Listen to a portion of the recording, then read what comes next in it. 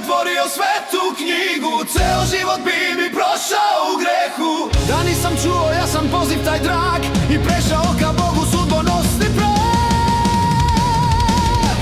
I slepac bi odmah progledao da se i njemu Bog otkrio, jer sila je to koja diže mrtve, nijedno srce ravnodušno biti ne može. Da mi se Bog nije otkrio, Sveto pismo ne bih ni otvorio. Zato sada večno njega slavim, jer mi život spase čudima pravim.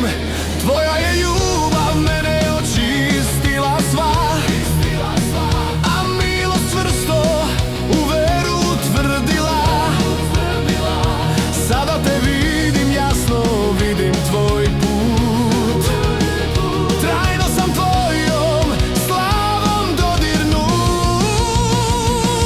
Moje srce veše tvrdo kao kamen stena, mislio sam da Boga uopšte ni nema. Onda si došao tiho u noći u snu, da mi grešnom pokažeš čudima istinu.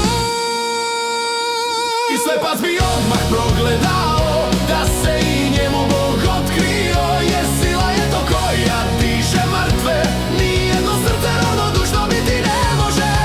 Da mi se Bog nije otkrio, Sveto pismo ne bih ni otvorio.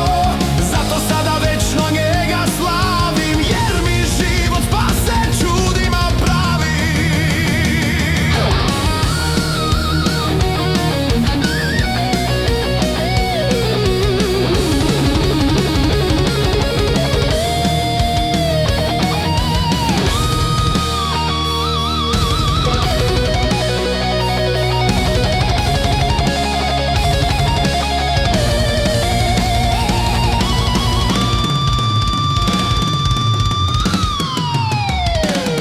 Nisam tražio niti želeo išta,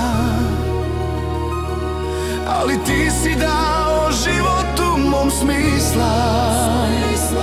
Sada peva tebi hvale duša moja, i od tebe se više ne odvaja.